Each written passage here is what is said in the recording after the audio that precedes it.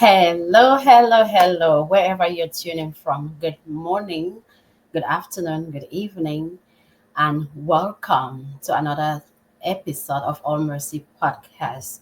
I have none other here today than Mr. Hashi Bauer.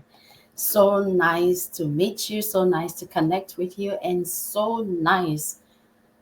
We are just so honored to have you come here. And once again, today we'll be talking about human trafficking. We highlighted that before. Today we'll go into some more details. Why is that connecting to mental health? Human trafficking is one of the most heartbreaking violations of human rights today. And because it concerns our human rights, of course, it affects our mental health. It is in the hidden pain that is oversighted, that is often misunderstood, and severely underrepresented and not talked about enough. For me, shedding light on this injustice is both a moral responsibility and a calling because you hear of so many survival stories that deserves to be heard with dignity, with truth, and with compassion. And again, Mr. Hashibawa, welcome, welcome, welcome. Can you share a little bit about your background and what led you into filmmaking before we even dive into trafficking? Yeah, I think before we dive into that question, I would like to thank you for giving me the opportunity to, just come here and talk about this very sensitive subject and how we can dovetail it with filmmaking and mental health as well. So really, really an honor for me to be here today and, just talk to you about this. In My terms pleasure. in, Absolute pleasure. in terms of my background, I actually have been a documentary filmmaker for the past 8 years now, and I have covered For the past some how many years? 8 years. 8 years. How young are you? Started off pretty early. And yeah, so that has been really good in terms of, just trying to gather some really heartbreaking stories. But then I sort of figured out while I was working in this sector that it's not just the heartbreak that we need to portray.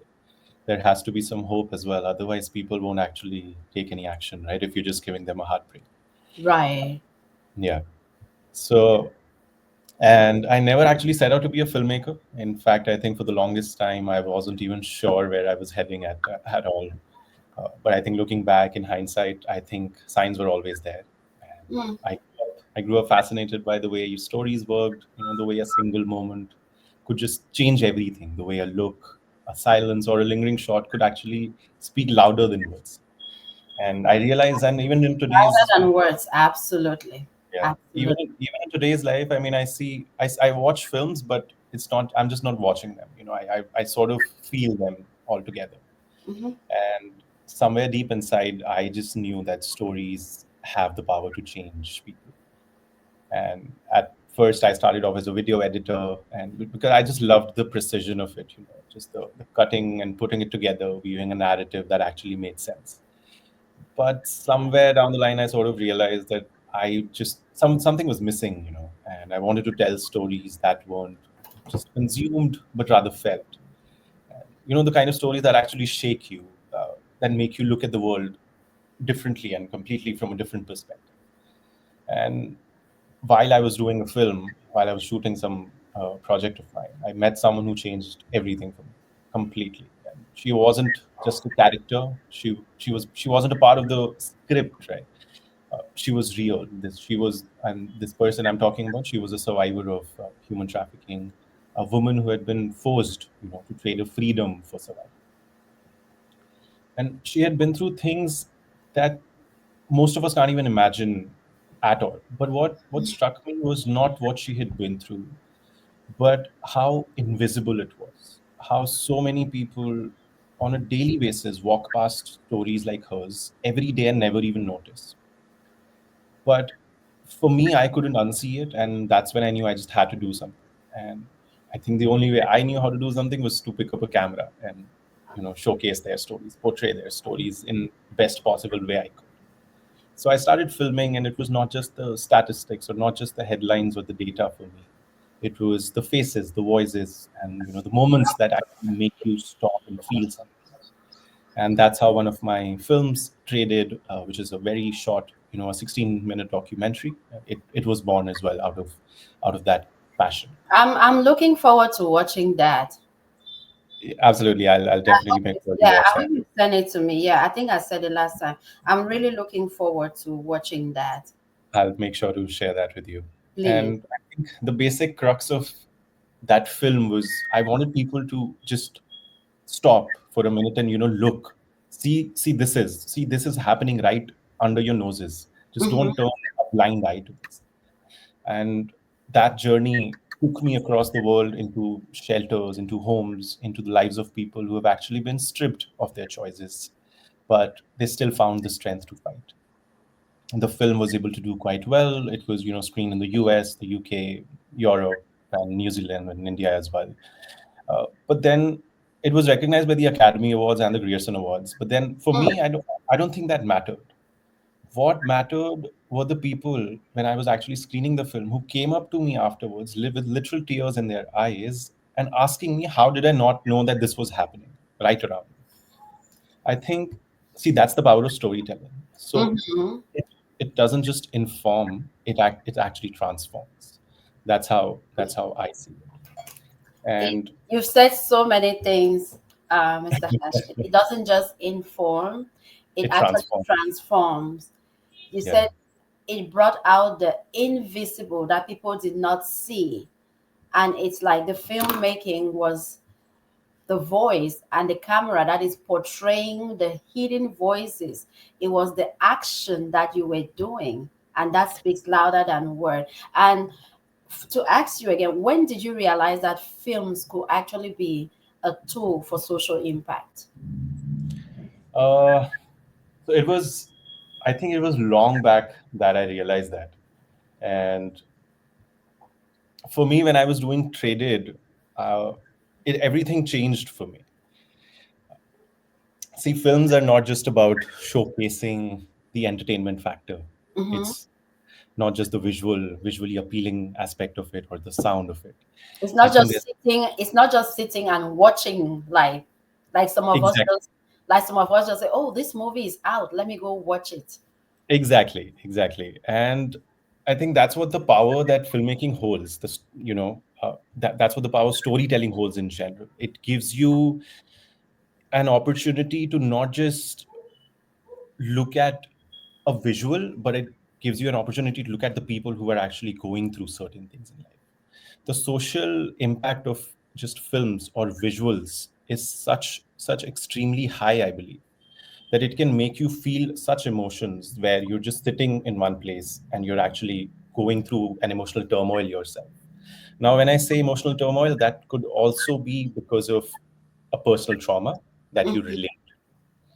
So I think it was during one of my film shoot itself that's when I realized that films hold such power, and it's not just the films I'm talking about. And I think it is, if I could put it that way, it is a unique kind of power that transcends language and culture to touch people in a deeply emotional level. Because we've all watched movies that we cry, or Yeah, we relate with them, or we start to think like this is what's going to happen next. This is what's going to happen because it is relatable and because it can inspire and touch something in us. So it's like a visual storytelling that I want to make you a little bit. That is not only informing, but it also inspire action. It has that absolutely, emotional resonance that it can stir something within you that maybe sometimes you did not even realize it. It has that unique power. absolutely. And I think for me, it's even if one person decides to open their eyes after watching a film that I have made or anything, I think then that is something when I know I'm exactly where I'm supposed to be. If just one person is taking that action. Absolutely. Absolutely. Thank you for using that. You see, we can all create change, we can all inspire action, we can all be the force behind certain things in what we do. And you have chosen to do that behind filmmaking, which is, like I said, a visual storytelling. It transcends language, culture. It can relate with anyone who is watching and want to do something about it. So, thank you for my next point. Why do you believe human trafficking is an issue that needs more attention in the media? I think, see, it's not about. So before answering that, I think it's very important to understand human trafficking as a subject itself. So human trafficking is it's a massive global crisis, and Yes. but yet somehow it manages to operate in shadows hidden from the public view. Yes. Victims are often isolated, silenced, or misrepresented, and which makes it even harder for the society to truly grasp the scale of the issue.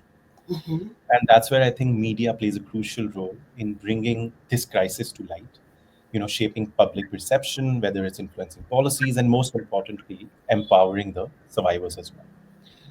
Now, a lot of people don't realize just how widespread human trafficking is, even within their own communities. And there's this common assumption that it's happening somewhere far away from me. So I am not bothered by it. It's not happening to me or the people around me.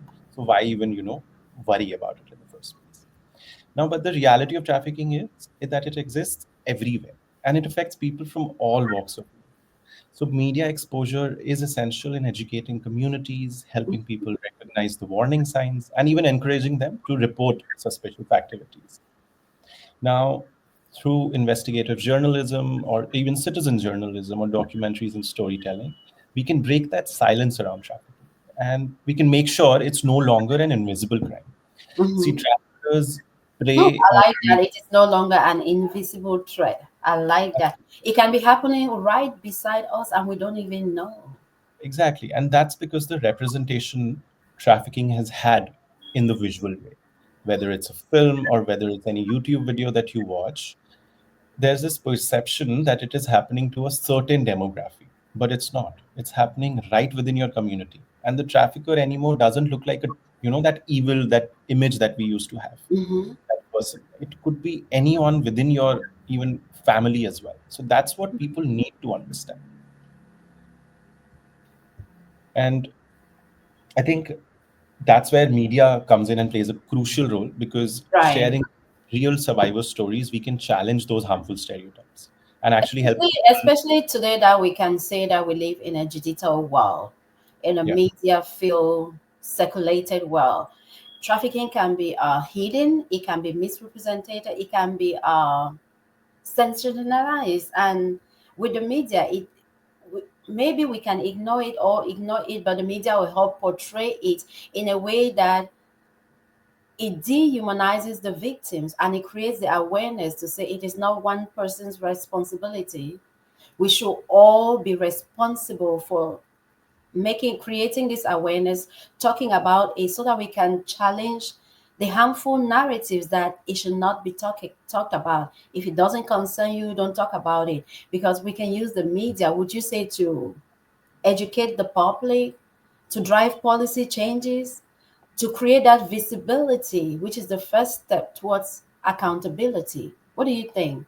completely agreed. I think we are living in a digital world, as you said, and we have our phones in our hand all the time.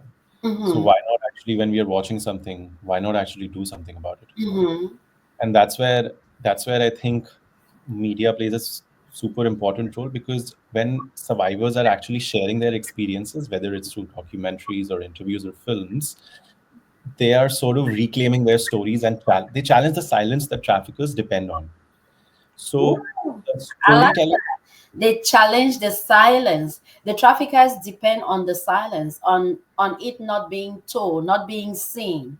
But Exactly. Because when I know that, I can't speak out about what's happening to me, the person who's a predator, who's a trafficker, is actually preying on that particular point itself. Then I'm mhm, not actually going to talk about it. So the silence is being used to drive that force and get people trapped into the whole cycle of trafficking. And survivor led storytelling, I think, is extremely important, whether it's through short films, whether it's through documentaries, or whether it's through even audio podcasts, whatever it is. See, I'm not saying data and reports are not important, they are equally important. But mhm. then storytelling, it actually moves people. Visual media, it can create an emotional connection that actually makes the issue personal, and urgent as well. So when people see survivor interviews or even dramatic reenactments or even raw footage, they don't just learn about trafficking, they're feeling it. And that feeling drives action. That feeling drives action, which is true. I let me share a little bit of something. I had watched a documentary of child soldiers one time, and something shifted. I did not take action. I didn't know what to do, but something shifted. I didn't just learn, but I could feel their pain. Like you see little children, they are being forced to go to war. And someone put it in a documentary. I could feel the pain. I could feel the resilience. And talking about it now, I can understand the transformative potential of visual storytelling. It has that potential. And that is why I'm thinking like, how do you think visual story impacts people awareness and emotions differently than other forms of media? I think you said a point there where you watched the documentary Mm-hmm. and you felt a lot of emotion, but Yeah. you didn't know These were what to do. children going to, it was old in those days. These were children going to war, being forced. They just forced them, take them from their parents. Their parents had no say in it. You raised this point where you said you didn't know what to do about it.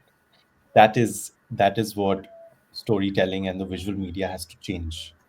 We don't need to just tell people, okay, this is happening. Awareness is equally important. I understand that. But then we need to give them a way as well to actually do something about it so that they don't feel that we don't know what to do. Because they will definitely get that feeling after it. And Mhm. I think to answer this question that you've put forward, I will never forget the first time I saw the real impact of how a film can have that impact. I think it was after a screening of my film Traded, and there was this woman, and we were, I think, at a university, and this woman in the audience, she was just sitting frozen in her seat, even long after the credits had rolled, and eventually, after the screening, she approached me. Mhm. It was a bare whisper. She couldn't even speak properly. And she said, I think I know someone who might be in trouble. And she had never even considered that human trafficking could be happening around her, not until she actually saw it unfold on the screen. So the way that girl was avoiding eye contact, or the way her handler spoke for her, the unspoken fear in her body language, suddenly all those little signs that that lady had ignored started making sense. Mhm. Because and then 2 days later, she made a call, and that led to that girl being rescued. So that particular movement, Yeah, that that. it made me realize something. See, stories are not supposed to tell us what's happening. They make us see what we have been blind to. We know that this is happening, but then due to our regular lifestyle, we don't have the time, or we don't have the capacity to actually think about these things. And we live in an age where we are constantly bombarded with facts, Yeah. numbers, news, right? And but yet, despite all the reports and statistics on human trafficking, most people don't are not able to truly grasp the horror until they actually see it unfold before them. But why is that? I want to ask you, why do you think is that? Because numbers, they don't make us cry. Mm-mm. Reports, you read how many ever reports you want, they won't keep you awake at night. But a single story, as soon as you put a face to it, it does everything that I just said. When you can see it, it Exactly. becomes very real, it becomes very relatable, and it shifts something inside of you that propels you to think, what can I do? Who can I call? How can I help? Exactly, because that's when we realize that when we put a human face to any story or any statistic, that's when we realize it could be happening to me as well. Just because I've had the privilege to not happen it to me, but as soon as you put a face to it, you start relating to it. Mm-hmm. I remember having a conversation with this journalist once, and she had covered human trafficking, I think, for the past decade or so. And she told me something that really stuck with me. She said, I have written so many reports, thousands of words, but the only time people actually listen was when I showed them a photograph. Because that because that's how I think our brains are supposed to work as well. So that's what she said, and I was that's when I realized, okay, it makes sense. A number can Writing tell so you. many reports, nobody reacted. But when Yeah, she showed them a visual representation of what she was talking about, that's when it stirred action. because she showed the evidence as well, right? Mm-hmm. You read whatever you want on the news. Mm-hmm. You're reading articles, but then you somewhere feel, is it actually happening? Until unless you see it. So that's what happened with me. And a film can make you feel like you personally know each one of the people in the film. Mm-hmm. That's what a film can do. Wow. It's making me think, not just think, but I'm also thinking of all the times that we have seen things and did not take it our responsibility to act. But I want to ask you, can you give us some examples of films or campaigns that have significantly influenced public perception or policy on social issues? I see there have been many powerful films and campaigns as well, not just films, that have actually changed the way people think. Mm-hmm. They have even managed to influence policies on a global level. Mm-hmm. I think one that comes to my mind right away is Blackfish, this documentary that I saw, and it was about orcas, the killer whale, Mm. and how they used to keep them in captivity. And the backlash after watching the film was so huge that SeaWorld, of course, it's a huge name, the attendance dropped there. People stopped going to see those orcas because they were trapped. And they stopped breeding orcas, and even the laws were introduced to prevent it from happening there. Right. So, and one more thing, I think one more film that I really feel that it was not even the objective of that film. Super Size Me.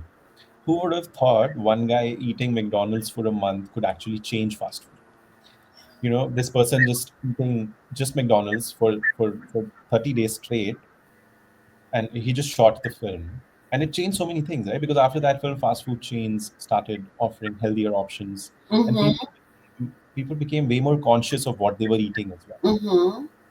And I think in terms of campaigns, we all know about the Me Too campaign and then the It's On Us.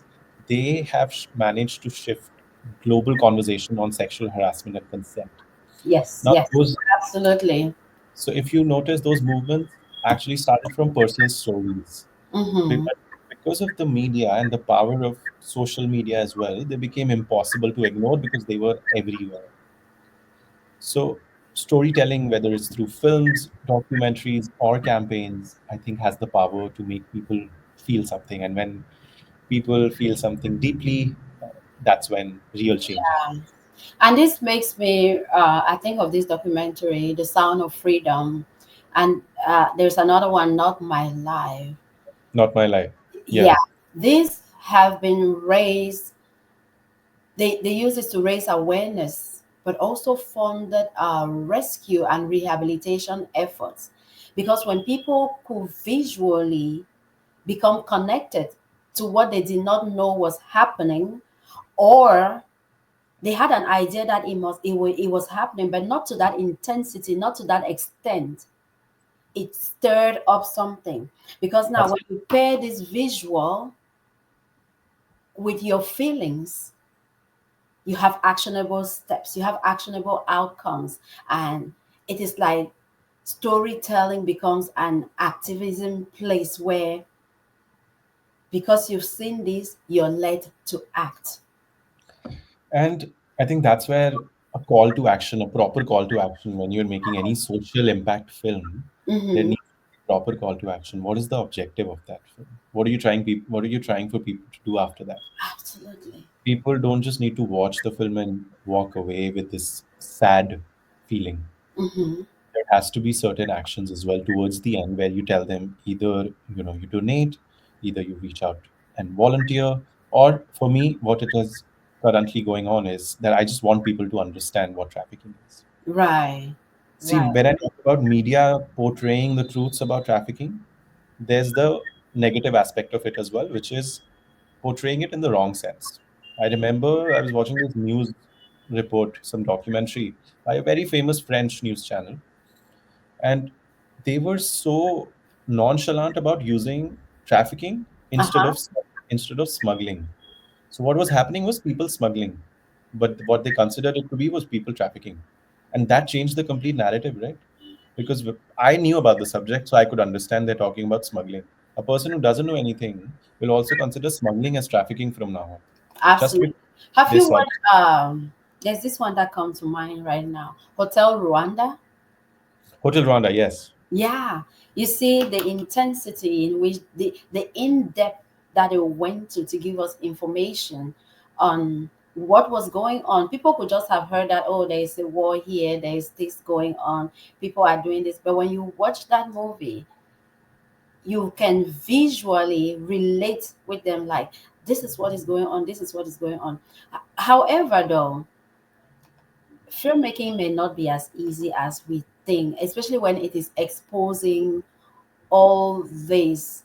I know that you have to navigate sometimes certain concerns, avoid re-traumatizing the participants, ensure that the information that you're putting out there is accurate, and also a responsibility to avoid reinforcing like stereotypes or complex issues into the victims' narratives. What kind of ethical challenges do you in particular face when you're portraying those sensitive topics in human trafficking? I think when we talk about these very extremely sensitive subjects like human trafficking or gender-based violence, the ethical stakes of anyone showcasing these stories are incredibly high, because filmmakers aren't just creating content. It's not just the video or it's not just the film that we are making. See, we are shaping the whole narrative around it. We are influencing perceptions and potentially impacting real lives as well. Mm-hmm.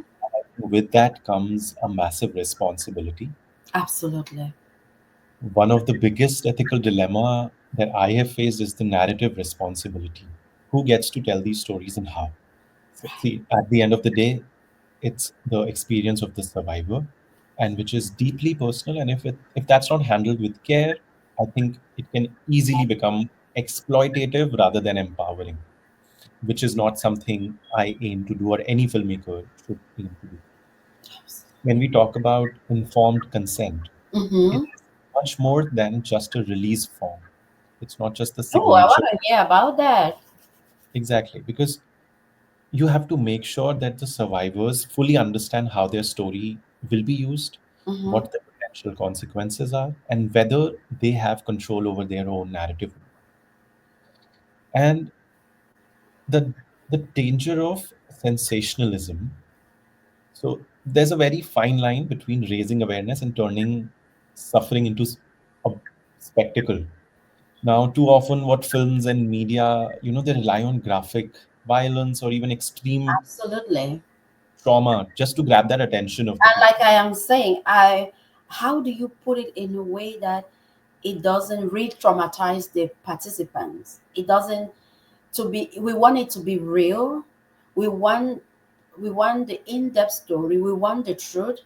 But how do you do it in a way that it's not as challenging as making them go through all that suffering, all the trafficking all over again? See, when I talk about the film Traded, we have the survivors there talking about their trauma Hmm. repeatedly, repeatedly. But then the most important thing is to build that connection with them in the first place. They didn't tell me the story right away. It took them months on end just to even get that story out.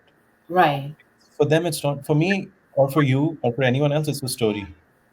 But for them, it has happened to them. They've lived through it for 15 or 20 years of their life, right. right? So making sure. So just to answer this. So take this film called Taken.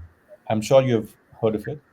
you know, Taken. It has take part one, two, and three. Is that the one you're talking about? exactly, Yeah, exactly. I've watched Liam, all of them. I've watched them like 4 times. Yes. yeah, we talk about Liam Neeson. I mean, it was an amazing, Listen. Yep. thrilling action movie. But what it did was that it reinforced misleading stereotypes. Now it made people believe trafficking only looks like young white women being kidnapped by foreign criminals. But then in reality, trafficking is far more insidious and systemic. It doesn't just involve abduction, it involves coercion, economic vulnerabilities, preying on that, of course, and even familial exploitation. Now, because of films like Taken, many people are not able to realize or recognize when trafficking is happening in their own communities. Hmm. And Let me tell you, when I watch Taken, when I travel to a foreign country now, I try not to just show that I am a foreigner. Like, I am asking for directions from trusted people that maybe we've already communicated before I even got there. But you cannot trust anyone. You still have to be as careful as you can be, because it is real. Just knowing that trafficking is real is one step towards watching your surroundings, looking and recognizing suspicious activities, and taking action to report them, because you don't know. You may yeah, not be safe. And I want to take this moment to acknowledge our online viewers. I see Ankit Bauer, thank you. Shusma, thank you. Christina, um, let me see. Thank you all for watching. If you have questions, you can ask them. We have time. We'll respond to them. And I see another one. Yes, it's not just as easy as putting the film out there. it's much What more than what is the message? What actually. is your intention? The first thing, what is their intention? And you said it very well. You're not just there to create content. You're not just there to publicize yourself. What is the intention behind it? I like to use this term called trauma porn. We need to make sure we are not creating trauma porn. We are not getting people's attention just by showing extreme violence or sad stories or people crying on the screen. It's Right. much more than that. You're there. You have the power as a filmmaker or as whosoever whatever you're doing in your life.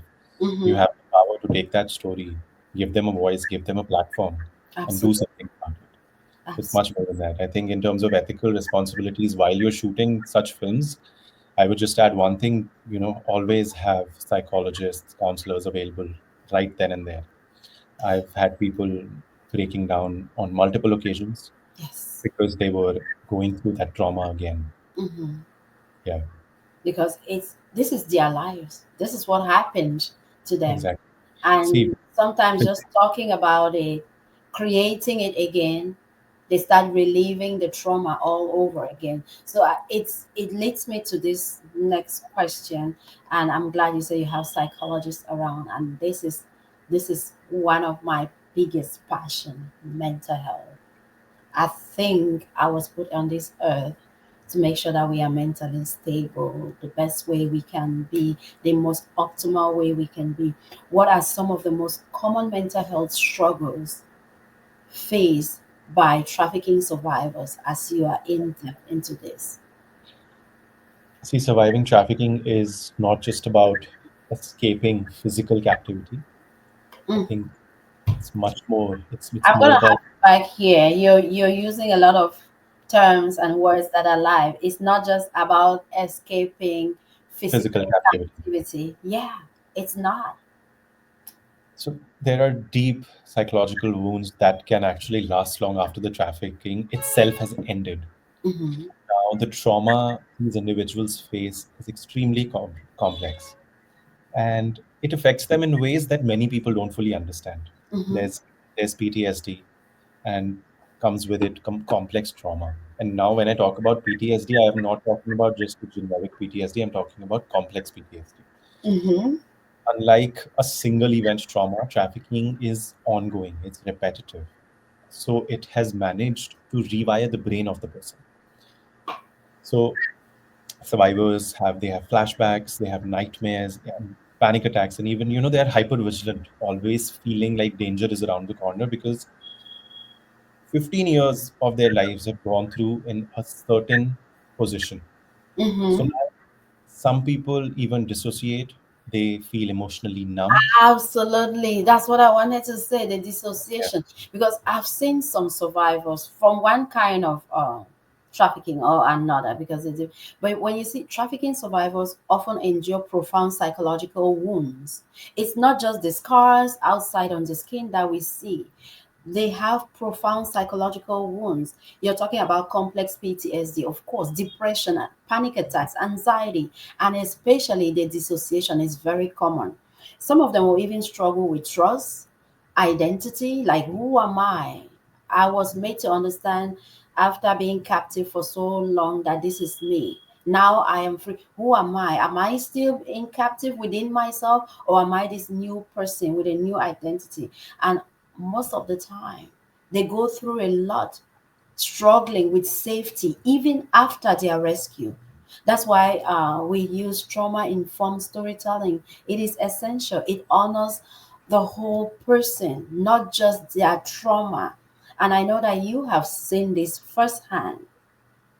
I have actually had survivors and people who said that they couldn't enter certain rooms or hear certain sounds because it made them feel like they were back in captivity. Mm-hmm, And see, that's how powerful the trauma is, because it has sort of embedded itself in the body and specifically the mind as well. mm-hmm, When we talk about depression, we're talking about severe depression. mm-hmm. Many survivors struggle with overwhelming feelings of guilt, shame, and hopelessness. Now, when I talk When you about, say guilt, what are you talking about? because traffickers make them believe that it's their fault. See, it's not always abduction, as I said. The whole dilemma of that trafficking is abduction. It's not. It's a part of it. That's just the way how people are transported. But then Mm-hmm, there's much more to it, which is coercion, which is deception. And once you're deceived, you lose that sense of identity. And mm-hmm. you feel that it was my fault in the first place that I did that. You, for example, it's very common that traffickers pose as romantic partners, and then they take that whole sense of identity away from you. So, with a person who you have trusted so much in your life, a romantic partner, I mean, once that isn't going according to your expectation, that's where the guilt comes in. You feel I was the one who fell into it in the first place. So, is it my fault? That's what, and traffickers prey on that guilt. Yeah, They know that they'll somehow manage to make them believe. Now, this could also lead to drug addiction right. because the traffickers can use, uh, drugs as well to To sedate them and to sedate them and confuse to them. make them feel a certain manner. Oh, And one more very important thing that I'll talk about is Stockholm syndrome. Many people have asked me why don't they just leave, the victims. But what they don't understand is that traffickers use psychological control just as much as physical control. yes. Now, survivors often develop trauma, bonds, and I mean, Stockholm. I'm sure Stockholm syndrome. Everyone's heard about it. Now, where you No, feel this not sense many of, people, not many people, maybe me and you, because in the field, in what we do, we know about it. But I'll tell yeah, you, not many people know about it. yeah, because they feel a sense of loyalty, Yeah. dependence, and even affection towards their trafficker itself. Mm-hmm. Now, this happens because the traffickers manipulate their victims through cycles of Being, abuse and kindness. Kindness is very important here. Abuse is one aspect of it, but then they are able to manipulate their victims through kindness as well. mhm, One moment the trafficker is terrifying, but the next moment they're acting like a savior. absolutely. And over time, when it happens, survivors may start to believe that their trafficker is the only person who cares about them. Now, that makes psychology Manipulation, exactly. psychological manipulation, psychological influence. And when they have that hold over them, they instead even sometimes make them feel like I'm helping you. After Yeah, after crushing their self-esteem, after making them feel like they are useless, they are nothing, they start making them, manipulating them to think that without me you're nothing. And that goes like even in prostitution or other things. Why can they not just leave? Exactly. It's But not I as think easy as that. to to end the answer to this question, there is hope. Healing is definitely possible, but I think it requires more than just physical freedom. Survivors need trauma-informed therapy, safe Yeah, environments, long-term support to be able to rebuild their lives. And which is it's why not I'm asking you, how can films contribute to healing? How can films contribute to hope? How can film contribute to a new person, if not taking you back to where you were, but to another new kind of person, both for the survivor and those who have, even the families who have experienced the trauma. I think i think you froze there. sorry, I Yeah, lost you there for a bit. yeah, I think you froze there. I was just about to start talking. Yeah, I was saying that how can film uh, contribute to hope, the hope that you were talking about? How can it contribute to healing, both for the survivors, the families who have experienced trauma, and even for our audience, those who have gone through some kind of trauma or know who has gone through some kind of trauma? How can the film contribute to that healing part of it? See, for survivors, I think films can provide a sense of validation, because when they see their stories reflected on screen, it can help them feel less isolated, because it's Mhm. not just their story, there are other people as well. They don't feel alone, and that their experiences are actually real and it's happening to other people as well. Now, it Mhm. can even open up conversations they might otherwise be too afraid to even start that conversation. And Mhm. those conversations turn out to be a cathartic release, a way to express emotions that are often very hard to verbalize. Right. So films are actually helping survivors to reclaim their narratives. Instead of being defined solely by their trauma, they can see themselves as resilient individuals who have a voice in the future as well. Now, this can be incredibly empowering, and it can help survivors, rebuild their sense of identity beyond the pain that they have endured. And coming to the how the audience, who may have experienced trauma themselves, films can be a source of emotional release and catharsis again, because they're offering you a safe space to confront, such painful memories and emotions without having to relive the experience firsthand. You're watching it. Absolutely. So Absolutely. And I want sometimes, to say also that through the films, they can also realize that they are not alone. absolutely. And see, films for so once you get that sort of safe space around as the audience, so sometimes just seeing someone else struggle on screen can help individuals feel understood, like they're not alone in their pain, as you said. And it can provide hope as well. Seeing someone else overcome adversity can actually, inspire survivors to believe that healing is possible for them too. So Hmm. the ability to spark social change by starting important conversations about the trauma, healing, and empathy. I think Empathy. Yeah. that's the Empathy. ability that films hold. Empathy. You're not alone. You may think you're going through that. Yes, you may have been the one that was trafficked. It doesn't mean you're alone. It doesn't Yeah, mean there's no healing. We can hold the hands together and see how we can relieve that immediate need, and how we can go through that healing process and the journey with you. You are never alone. It was not your fault. We should not, no matter how vulnerable we are, no matter how much in pain we are, never make excuses for people's behavior and feel that guilt and think that we contributed to it. No.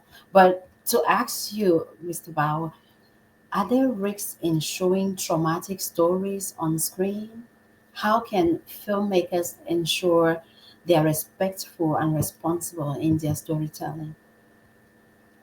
I mean, in terms of risk, there are, I think, a significant amount of risks that are involved when we are showcasing a traumatic story. And I think leading on with extreme care is very important. One of the biggest risks that I have faced is re-traumatizing survivors or even those in the audience, who may have experienced similar trauma. Now, if the portrayal of abuse, violence, or suffering is too graphic or sensationalized for that matter, it Hmm. can trigger intense emotional reactions and potentially harm viewers or survivors, who are still going through their own experiences. Another risk is exploitation.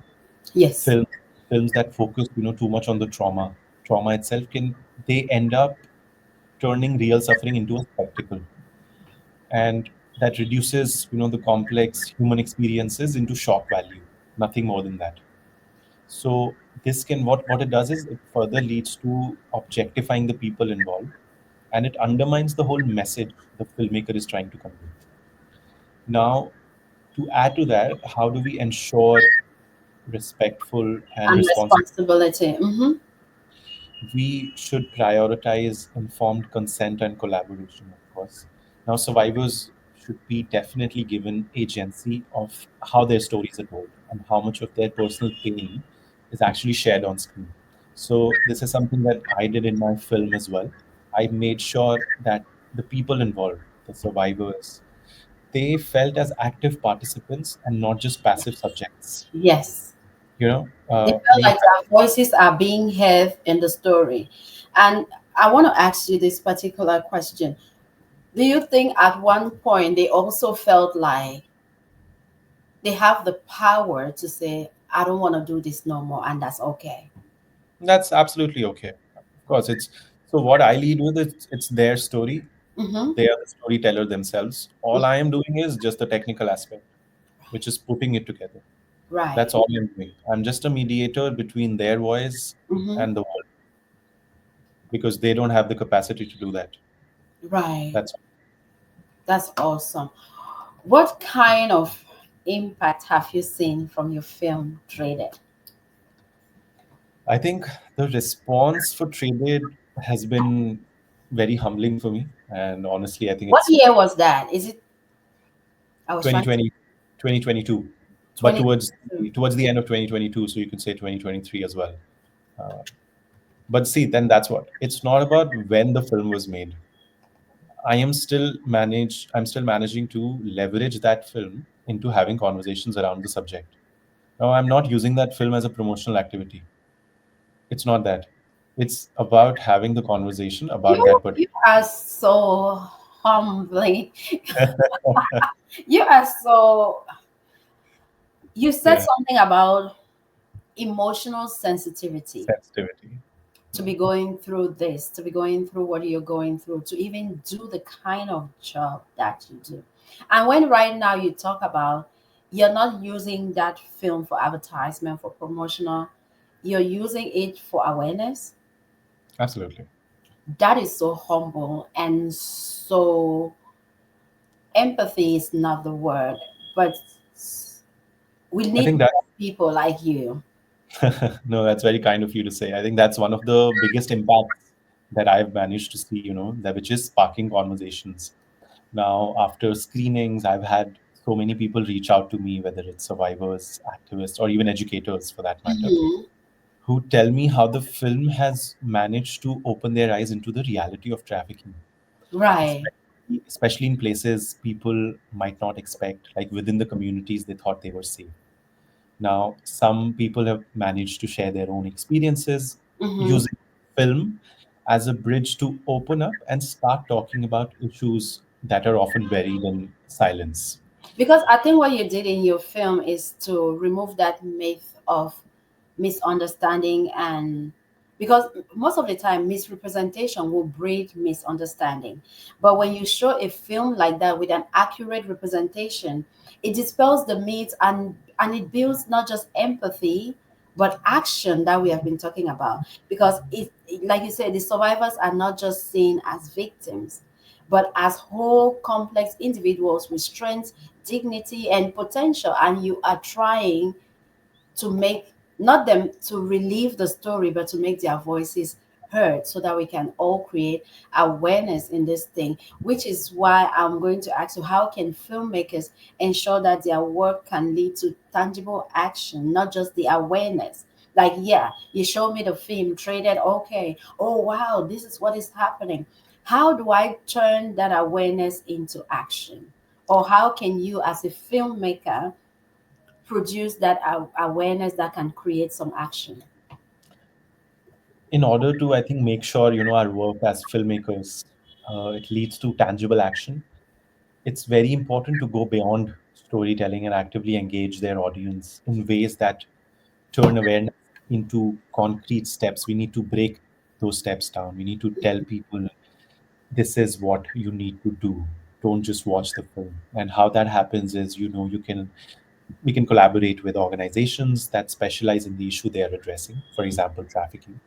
Now, what that does is by partnering with NGOs, charities, or even local advocacy You groups. also said even educators reached out to you.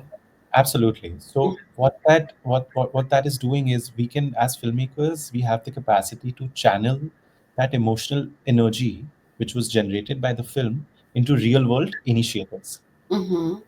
Now, for example, they can include call to action links, provide resources for donations, or Mm-hmm. even host screenings where the organization that you're working with can engage directly with the audience, so Mm-hmm. that there's no gap, there's no barrier between what you are doing and what's actually happening on the ground as well.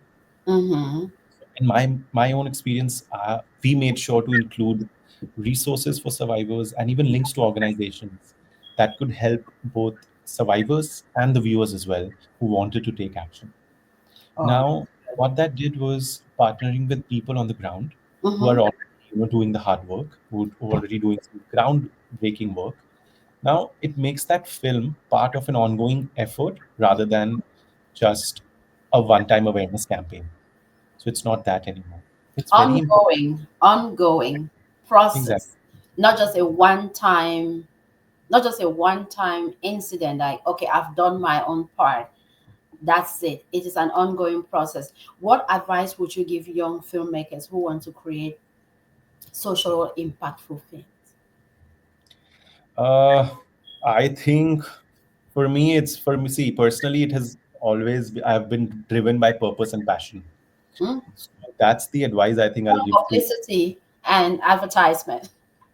Yeah, see, so that comes from a very emotional perspective as well. People Mm-hmm. around me, they've always told me, you are very emotional, you're very sensitive. And for the longest time, I used to use it as a deterrent in doing things, in achieving my Right. goals. But then quite recently, I found out that that's my superpower, using my emotions and using my sensitivity Absolutely. towards That's your driving superpower. change. That is my superpower. Not a lot of people are able to connect with the communities like I am able to. So maybe Mm-hmm. that's how my personal experiences also play a very important role. Mm-hmm. So I would say, just find the why. Why you want to tell the story is the most important thing, and why it should be you telling the story.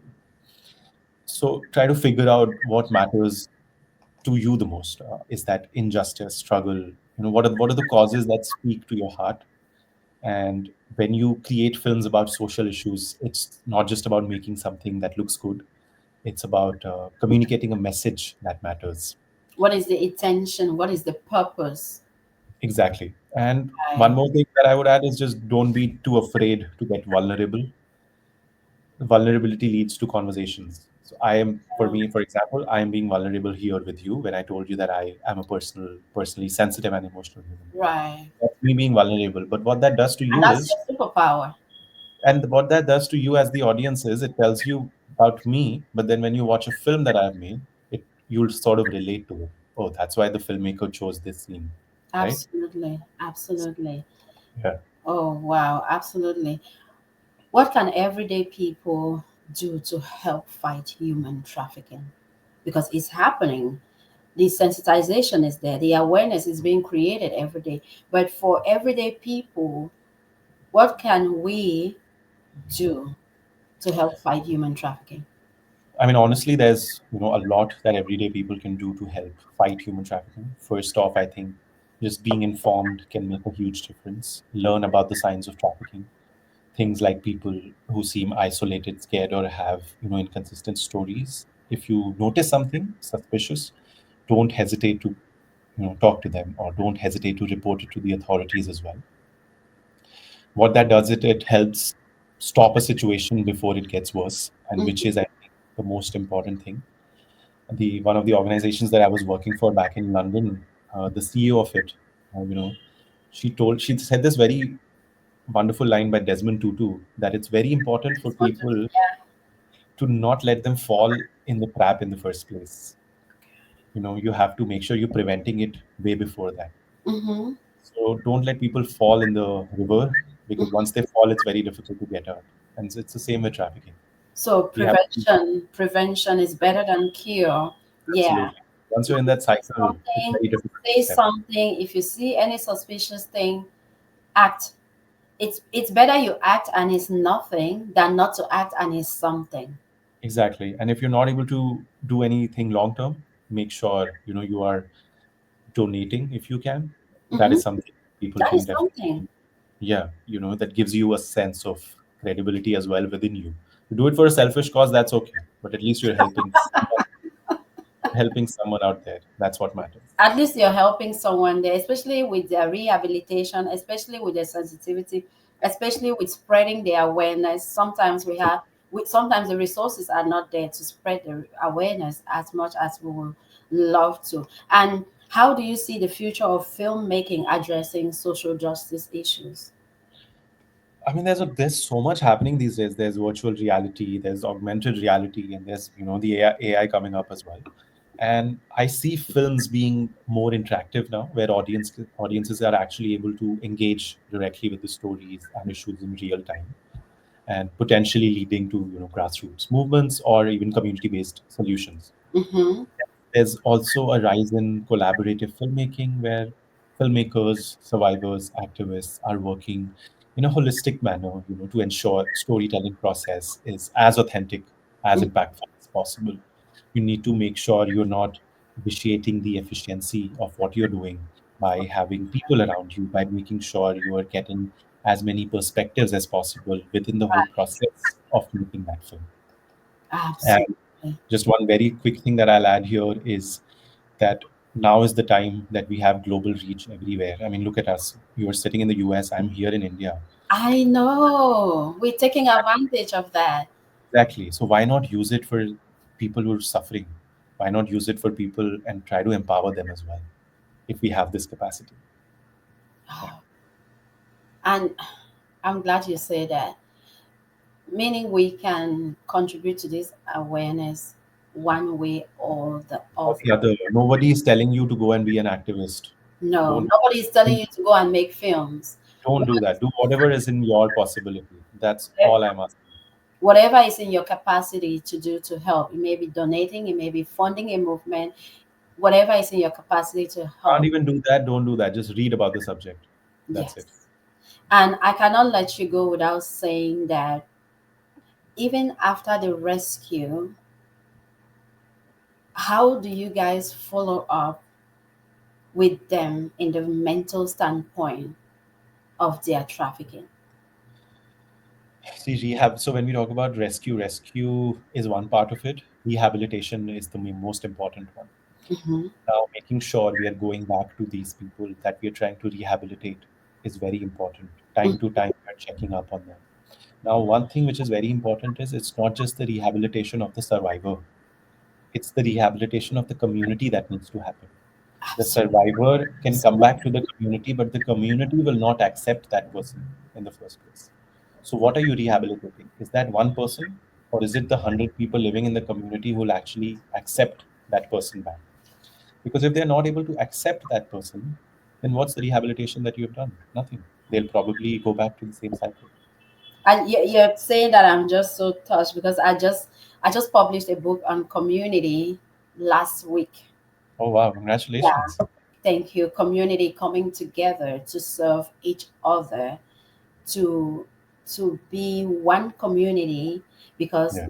We are thinking that we are together in a community, but proximity has never guaranteed integration in a community. So if these traffickers come back, are we integrating them? Are we welcoming them? Are we seeing them like something unfortunate happened and let us go through this rehabilitation with them together? Are we Exactly. accepting them? How are we helping in their healing? And yes, how could our viewers, many people will watch this later, will have questions. How could the viewer reach out to you? How where to find you and how to support your initiatives and services? We can I put it in the definitely, later. I definitely suggest, read about Impact and Dialogue Foundation, what we are doing. Try to support as much as you can our outreach programs in any way, not financially. Try to read about the subject. Try to read Why about not the work. financially? No, no, no. That's up to the people. If they want to do that, happy to. Oh, so there Of is course, that option too. There is that that option. is an option for sure, of course. Yes. But in order to reach out to me, I don't use any social media. I'm very far away from that. Very ironic, I would say. But then people can definitely reach me on LinkedIn. We can have a good Okay. conversation about how to take conversations forward. Absolutely. That's the best way to reach to me, I think. On LinkedIn. On LinkedIn, yes. So we'll later put your information on LinkedIn, okay? Harshit Baba is my name. I mean, people want to just go and search on LinkedIn, they'll be able to. These are real stories, people. These are triggering stories. These are traumatizing stories. These are abuse. These are dissociation. These are people. These are our people. It could be you. It could be me. It could be our neighbors. It could be anybody being trafficked. And if we are not representing them, let us not encourage misrepresentation. Let us spread the word. Let us create the awareness, because it's not just the physical impact that they go through, but the mental impact, the deep psychological wounds that they go through. How are we integrating them, not just during that period, but especially after that period, to make sure that they are not relieving the trafficking, even because they are, even after rescue? How do we accept them into the society? How do we create that process where they feel safe again to get back their identity and be who they can be in a holistic manner? Are we integrating them? It is a journey, it is a process. And as always, we say mental health is a journey.